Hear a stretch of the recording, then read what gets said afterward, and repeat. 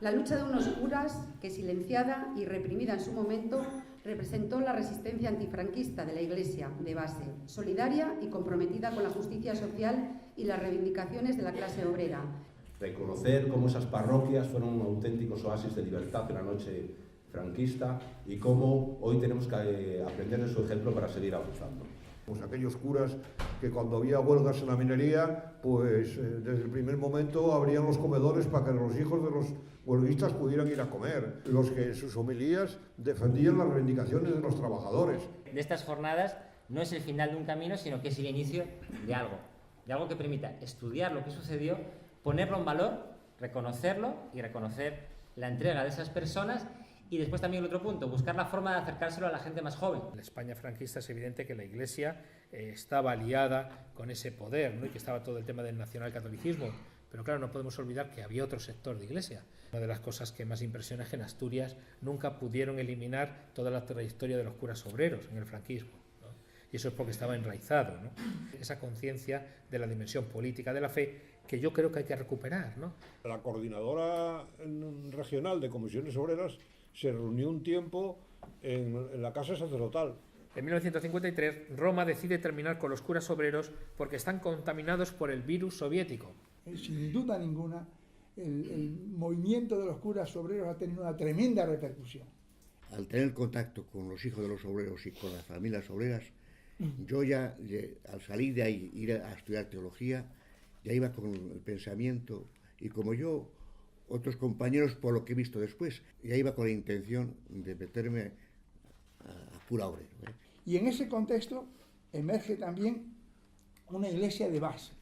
En Francia, que fueron los primeros, digamos, como organización, tuvieron un enemigo común y fue el Hitler y el nazismo. Y en Francia muchos curas, sacerdotes de parroquias estaban aliados con la guerrilla. La JOC tiene absoluta simbiosis con los curas obreros y estos a su vez con la JOC.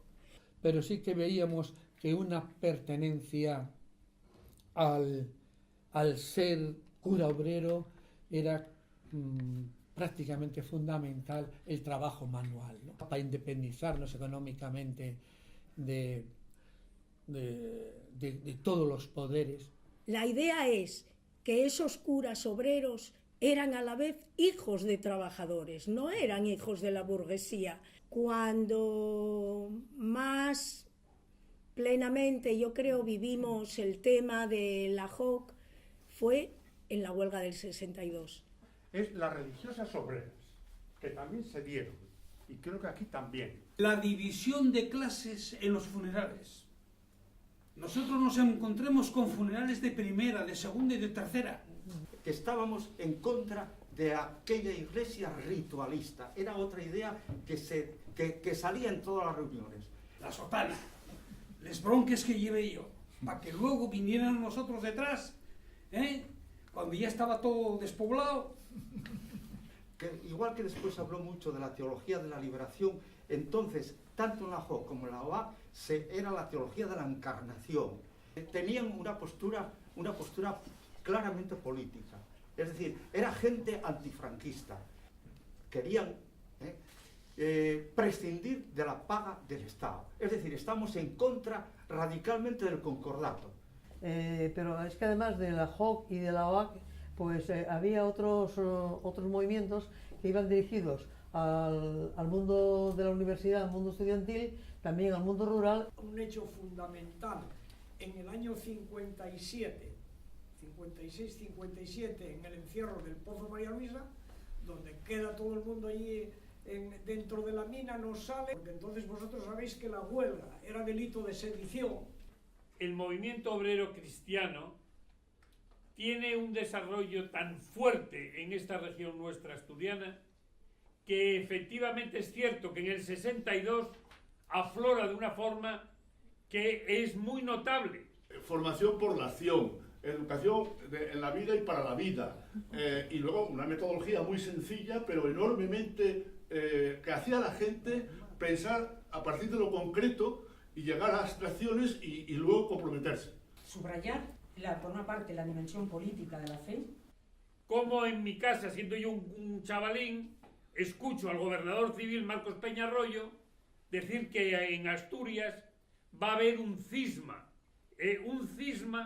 porque la Iglesia asturiana, una parte muy significativa de la Iglesia asturiana, se estaba rebelando contra el franquismo. La protección de la Iglesia.